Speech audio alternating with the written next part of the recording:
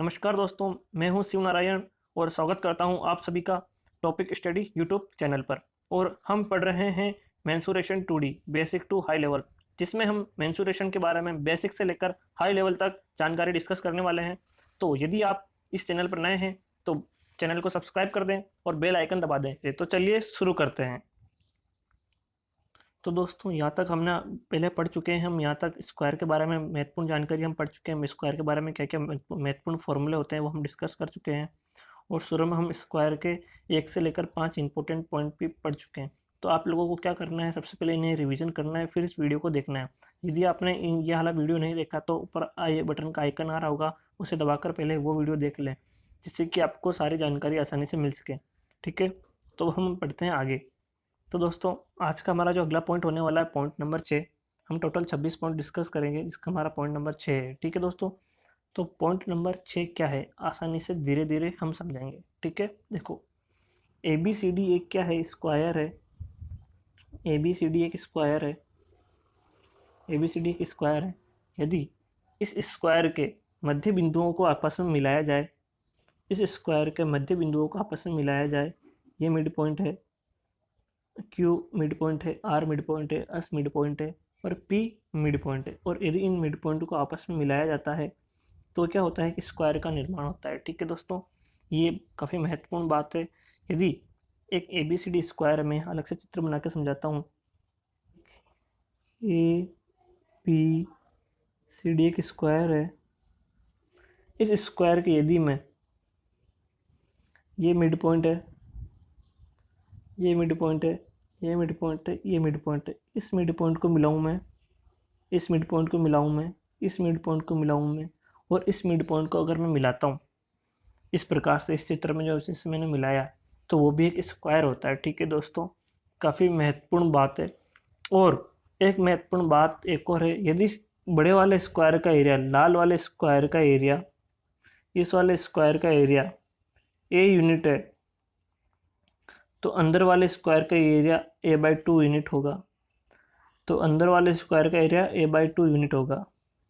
ठीक है दोस्तों, यानी कि बाहर वाले स्क्वायर का एरिया अंदर वाले स्क्वायर के एरिया का डबल होता है। ठीक है दोस्तों, इसके ऊपर कई बार एग्जाम में क्वेश्चन आए, काफ़ी महत्वपूर्ण टॉपिक है कि ए बी सी डी एक स्क्वायर है।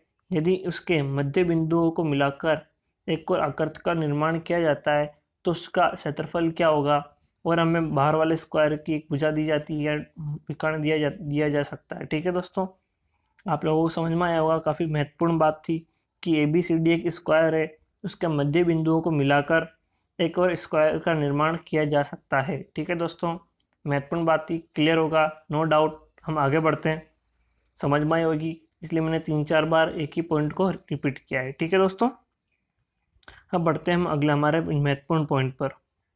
तो हमारा जो महत्वपूर्ण पॉइंट है आज का 7 नंबर पॉइंट है। क्या पॉइंट है, हम समझेंगे इसके बारे में कि ए बी सी डी एक स्क्वायर है। ए बी सी डी एक स्क्वायर है। इस स्क्वायर के अंदर कहीं भी एक पॉइंट ओ है, एक पॉइंट ओ है। ठीक है दोस्तों, इस ओ पॉइंट पर को ए बिंदु से मिलाया गया है, बी बिंदु से मिलाया गया है, सी बिंदु से मिलाया गया है और डी बिंदु से मिलाया गया है। ठीक है दोस्तों, तो इस समय इनके बीच एक संबंध स्थापित होता है। वो संबंध का फॉर्मूला आप लोगों को याद करना है। और ये संबंध आया कहाँ से, यदि आप कमेंट बॉक्स में लिखोगे तो मैं उसका सॉल्यूशन, इस संबंध किस प्रकार से व्युत्पन्न हुआ ये संबंध, उसका सॉल्यूशन मैं उस वीडियो में बता दूंगा। ठीक है दोस्तों, नहीं तो काफ़ी सरल सा आसान सा फॉर्मूला है, आप लोगों को याद करना है कि ओ ए का स्क्वायर प्लस ओ सी का स्क्वायर बराबर ओ बी का स्क्वायर प्लस ओ डी का स्क्वायर। ठीक है दोस्तों, काफ़ी महत्वपूर्ण पॉइंट था। मैं एक बार फिर से रिपीट कर रहा हूँ कि एक A B C D square है या कोई स्क्वायर है, स्क्वायर के अंदर एक कहीं भी एक पॉइंट ओ है या बाहर भी हो सकता है पॉइंट ओ, तो उस समय ओ ए का स्क्वायर या फिर आमने सामने की भुजा, यानी कि ये ओ है आमने सामने और इसके सामने कौन सा है, सी पॉइंट है, तो ओ ए का स्क्वायर प्लस ओ सी का स्क्वायर बराबर होगा ओ बी का स्क्वायर, बराबर क्या होगा ओ डी का स्क्वायर। ठीक है दोस्तों, ये काफ़ी महत्वपूर्ण रिजल्ट है, इसके ऊपर कई बार एग्जाम में क्वेश्चन आ चुका है प्रीवियस ईयर में। ठीक है दोस्तों, क्लियर होगा, कोई डाउट नहीं बचा होगा, ये संबंध आप लोगों को याद हो गया होगा। आप लोगों को कॉपी में लिखते हुए चलना है, हर चीज़ के प्रॉपर नोट्स तैयार करने हैं। स्क्वायर से रिलेटेड हम 26 पॉइंट पढ़ने वाले हैं, बेसिक से लेकर हाई लेवल तक, जिसमें आपको कई सारी नई नई चीज़ें पढ़ने को मिलेगी। यदि आपने पहले भी पढ़ रखा है तो भी आपको नई चीज़ें पढ़ने को मिलेगी, इसलिए आप लोगों को पूरा वीडियो देखना है। ठीक है दोस्तों, अब पढ़ते हैं हम पॉइंट नंबर 8 पर। देखो पॉइंट नंबर 8 क्या है कि एक स्क्वायर है,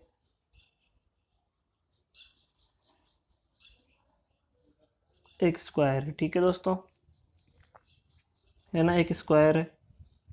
अब स्क्वायर के अंदर कोई भी एक पॉइंट है, वहाँ से हमने इसको भी मिला दिया, इसको भी मिला दिया, इसको भी मिला दिया, इसको भी मिला दिया, जैसे कि यहाँ मिलाया था अपन ने ऊपर 7 नंबर पॉइंट में उस ओ बिंदु से।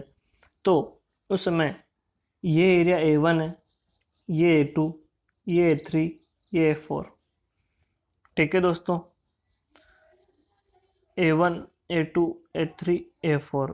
ठीक है, तो यहाँ एक संबंध स्थापित होता है कि A1 प्लस A3 बराबर A2 प्लस A4। ठीक है दोस्तों, यहाँ मैंने लिखा A1 प्लस A3 बराबर A2 प्लस A4। ठीक है दोस्तों, आप लोगों को समझ में आया होगा। ये भी काफ़ी आसान फॉर्मूला है कि आमने सामने का जो ए क्षेत्रफल होता है उसका सम हमेशा कांस्टेंट रहता है। ठीक है दोस्तों, यानी बराबर होता है, आपस में बराबर होता है, यानी कि A1 प्लस A3 का जो एरिया होगा वही एरिया किसका होगा, A2 प्लस A4 का एरिया होगा। ठीक है दोस्तों, क्लियर होगा, नो डाउट समझ में आया होगा आप लोगों को आसानी से। सारी बातें मैं पढ़ा रहा हूँ, एक एक पॉइंट जितने भी स्क्वायर से रिलेटेड इंपॉर्टेंट पॉइंट हो सकते हैं मैं आप लोगों को पढ़ा रहा हूँ। तो वीडियो को लाइक आपको करना है, चैनल को सब्सक्राइब तो करना ही है और शेयर भी करना है। ठीक है दोस्तों, अब देखिए पॉइंट नंबर 9, काफ़ी इंपॉर्टेंट पॉइंट है, हम इसको पढ़ने वाले हैं। पॉइंट नंबर 9, ठीक है दोस्तों, तो पॉइंट नंबर 9 क्या कहता है कि पॉइंट नंबर 9 क्या कहता है कि ABCD को स्क्वायर है,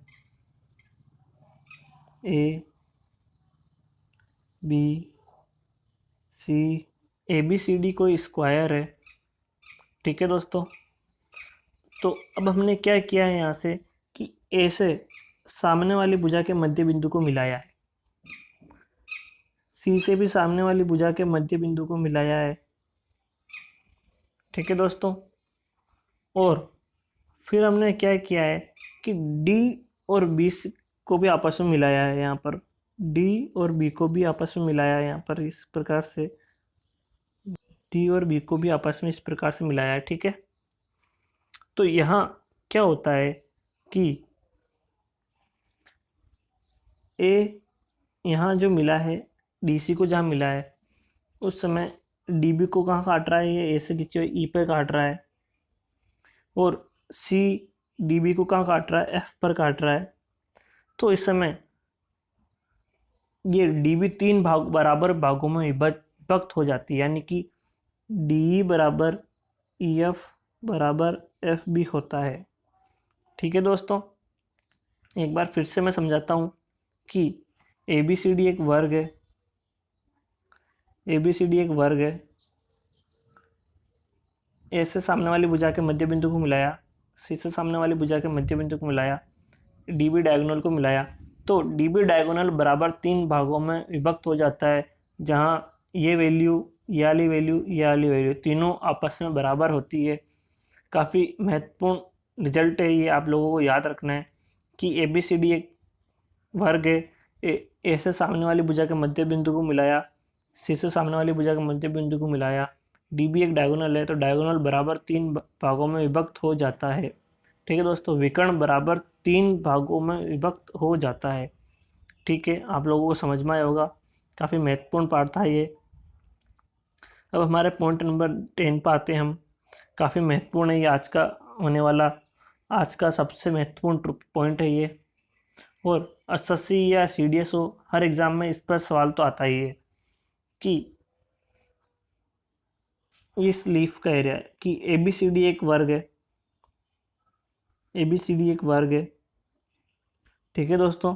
तो इस छायांकित भाग का क्षेत्रफल बताइए, इस छायांकित भाग का क्षेत्रफल बताइए। ये वाला इसको निकालना हमेशा आता है कि ABCD एक वर्ग है, तो छायांकित भाग का क्षेत्रफल निकाल के दिखाइए, इस छायांकित भाग का क्षेत्रफल, ठीक है दोस्तों।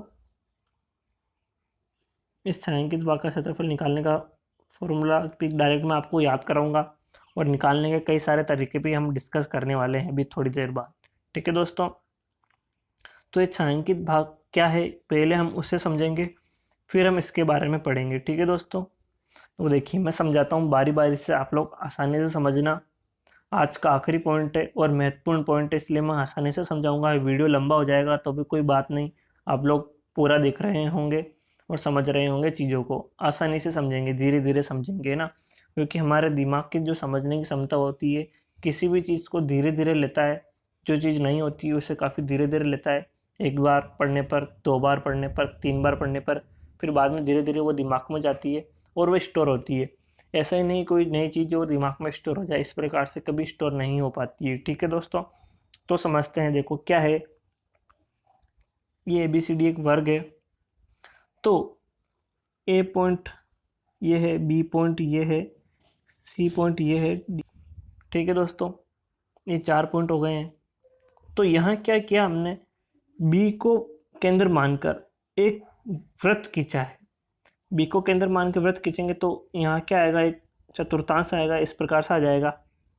B को केंद्र मान के क्या खींचा हमने, एक वृत्त खींचा है। B को केंद्र मानकर एक वृत्त खींचा है, ठीक है दोस्तों। इस B को केंद्र मानकर अपन ने एक वृत्त खींचा है इस प्रकार से, ये वृत्त खींचा है इस प्रकार से, ठीक है दोस्तों। समझ में आया होगा आप लोगों को। और फिर क्या किया है हमने कि D को भी केंद्र मानकर एक वृत्त इस प्रकार से खींचा है, D को भी केंद्र मान के एक वृत्त इस प्रकार से खींचा है, ठीक है दोस्तों। तो ये बीच का जो कॉमन एरिया है, ये बीच का कॉमन एरिया है, ये वाला, इसका क्षेत्रफल हमें ज्ञात करना है। जो पत्ती है, लीफ है, इसका क्षेत्रफल हमें ज्ञात करना है, ठीक है दोस्तों। ये जो पत्ती है बीच की, इसका क्षेत्रफल हमें ज्ञात करना है कि B को एक ABCD एक वर्ग है, इसके अंदर B को केंद्र मानकर एक चतुर्थांश खींचा गया है और D को केंद्र मानकर भी एक चतुर्थांश खींचा गया है। तो उन दोनों का जो कॉमन एरिया शेडेड रीजन है, इसका क्षेत्रफल हमें ज्ञात करना है, ठीक है दोस्तों। समझ में आया होगा आपको। तो देखिए अब 10 नंबर पॉइंट पर जाइए कि ये क्या कह रहा है कि find the area of shaded part, कि ABCD एक वर्ग है जिसकी भुजा A है, ठीक है। अब देखो समझेंगे हम बात को कि ABCD,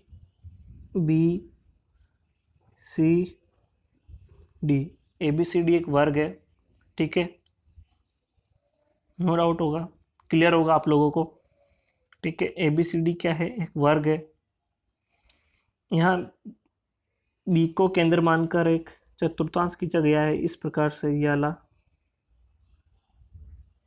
ये वाला चतुर्थांश खींचा गया है, ठीक है दोस्तों।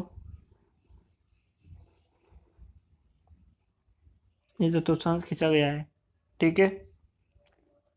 तो इस सेक्टर का एरिया क्या होगा, आप लोग पहले मुझे ये बताइए।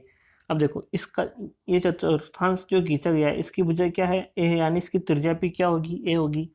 तो इस एरिया ऑफ सेक्टर क्या होगा, इस सेक्टर का एरिया क्या होगा। तो देखिए वर्थ क्या होता है, 360 डिग्री का एक सेक्टर होता है, ठीक है। 360 डिग्री का सेक्टर होता है, तो इसका एरिया क्या होता है, पाई आर स्क्वायर। आर क्या है हमारी, यहाँ ए है, तो पाई ए स्क्वायर, ठीक है। तो 360 डिग्री के सेक्टर का जो एरिया है पाई ए स्क्वायर है। तो 1 डिग्री के सेक्टर का एरिया क्या हो जाएगा हमारा यहाँ, 1 डिग्री के सेक्टर का एरिया क्या हो जाएगा हमारा यहाँ पर, 1 डिग्री के सेक्टर का जो एरिया हो जाएगा हमारा यहाँ पर,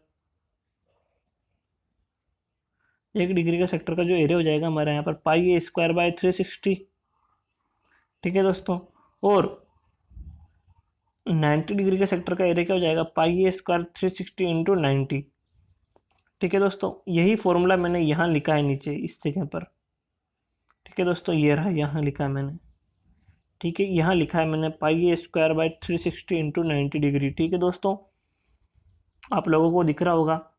तो 90 को इससे काटेंगे तो क्या हमारा आंसर आएगा, पाई ए स्क्वायर बाई 4। ठीक है दोस्तों, यानी कि पाई ए स्क्वायर बाई 4 किसका एरिया है, ये इस सेक्टर का एरिया है, इस सेक्टर का एरिया है ये, इस सेक्टर का एरिया है ये। ठीक है, इस कंप्लीट सेक्टर का एरिया ये वाला, इस कंप्लीट सेक्टर का एरिया क्या है, पाई ए स्क्वायर बाई 4। ठीक है दोस्तों, क्लियर होगा, नो डाउट, समझ में आया होगा आप लोगों को सभी को। ये पाई ए स्क्वायर बाई 4 इस सेक्टर का एरिया हो जाएगा। अब देखिए आगे बढ़ते हैं हम। यहीं क्या किया है हमने, मैं कलर अलग ले लेता हूँ, कि ए और सी को मिलाया है हमने, ए और सी को मिलाया है यहाँ पर इस प्रकार से। ये ए और सी डायगोनल है, ये ए सी डायगोनल है, इसे मिलाया है। तो ए सी क्या है, वर्ग का आधा है। ए सी क्या डायगोनल है, तो वर्ग को क्षेत्रफल को बराबर भागों में विभाजित करेगा, हमने पीछे के पॉइंट में पढ़ा है। तो इस भाग का क्षेत्रफल क्या हो जाएगा, इस वाले भाग का पूरा, इस वाले भाग का क्षेत्रफल क्या हो जाएगा, इस वाले भाग का क्षेत्रफल क्या हो जाएगा हमारा,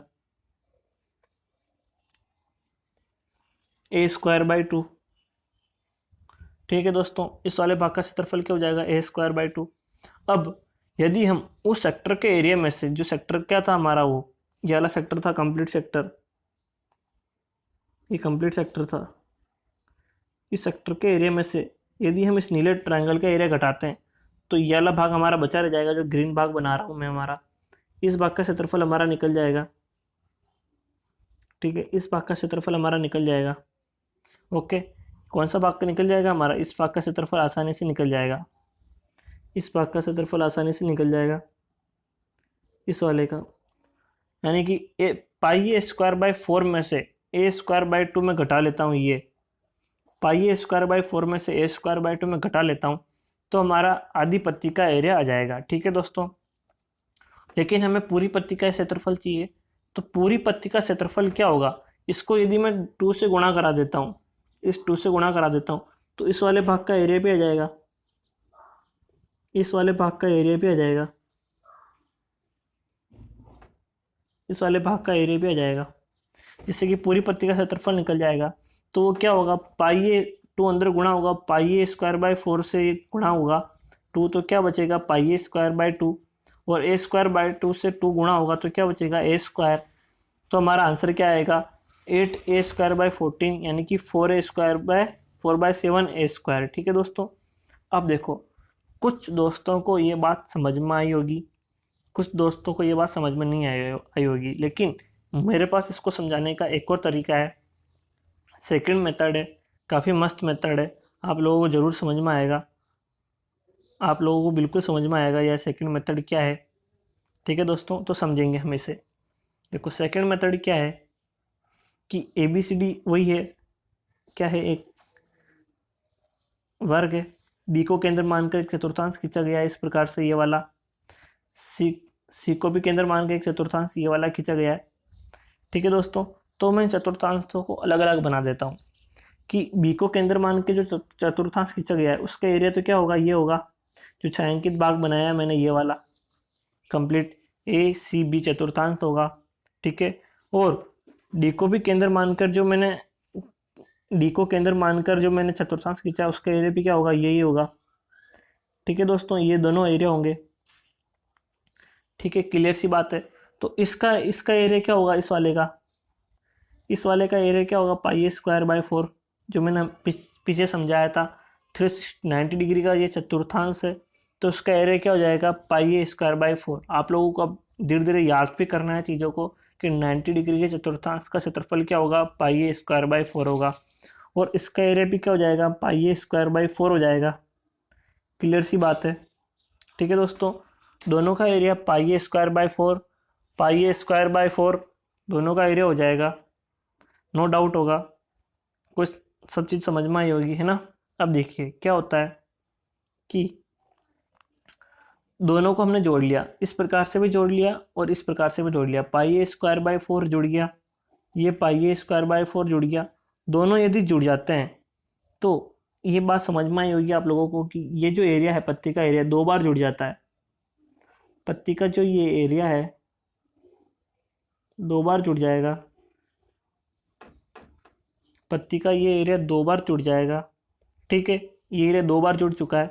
तो यदि मैं स्क्वायर का एरिया इसमें से माइनस कर लेता हूँ, स्क्वायर का एरिया में माइनस कर लेता हूँ, पाई ए स्क्वायर बाई 4 पाई ए, इसमें से यदि स्क्वायर का एरिया में घटा देता हूँ तो मेरा पूरा एरिया जाएगा। तो हमारा महत्वपूर्ण फॉर्मूला कौन सा बन गया? ये वाला महत्वपूर्ण फॉर्मूला बन गया है। ठीक है, समझ में आया होगा आप लोगों को ये वाली बात पूरी, कि ये वाला महत्वपूर्ण फॉर्मूला बन चुका है कि 90 डिग्री का एक चतुर्थांश, दूसरा 90 डिग्री का एक चतुर्थांश, दोनों को मिलाया तो ये पत्ती वाला एरिया 2 बार जुड़ गया, तो एरिया का स्क्वायर घटा दिया हमारा, तो क्या बच गया? पत्ती का स्क्वायर बच गया। ठीक है, तो अब देखिए pi A square by 4, pi A square by 4 क्या होता है? Pi A square by 2, pi A square by 2, area of square क्या हो जाएगा? A square. ठीक है, अब देखो ये आर क्या है हमारी? आर ही क्या है? ए, क्योंकि ये चतुर्थांश है, इसकी त्रिज्या भी क्या होगी? ए ही होगी। ठीक है, क्लियर सी बात होगी, इसलिए पाई ए स्क्वायर आया, और इसकी भुजा भी यही होगी। तो पाई ए स्क्वायर बाई 2 में से ए स्क्वायर माइनस करेंगे तो क्या बचेगा? 4/7 ए स्क्वायर। ठीक है दोस्तों, तो आप लोगों को ये समझ में आया होगा कि महत्वपूर्ण रिजल्ट क्या है? 4/7 ए स्क्वायर। तो उम्मीद है दोस्तों, अब यदि फ्यूचर में इस प्रकार से क्वेश्चन आता है कि वर्ग की भुजा कुछ भी दी हुई हो और हमें पत्ती का क्षेत्रफल निकालना हो, 90 डिग्री के 2 चतुर्थांश हो, उनके बीच का कॉमन एरिया होगा, तो उसका सूत्र क्या होगा? 4/7 ए स्क्वायर। ठीक है दोस्तों, तो उम्मीद है आप लोगों को बिल्कुल समझ में आया होगा, नो डाउट हुआ होगा, कोई सारी बातें क्लियर हुई होगी। तो ये हमारा 10 पॉइंट कंप्लीट होते हैं। आगे आने वाले जो बाकी पॉइंट है, 26 पॉइंट है टोटल, उनको भी हम आगे पढ़ेंगे। तो आप लोगों को क्या करना है कि वीडियो को शेयर करना है, चैनल को सब्सक्राइब करना है और लाइक भी करना है। ठीक है दोस्तों, तो हम मिलते हैं अगले वीडियो में, तब तक के लिए take care, bye bye, thank you.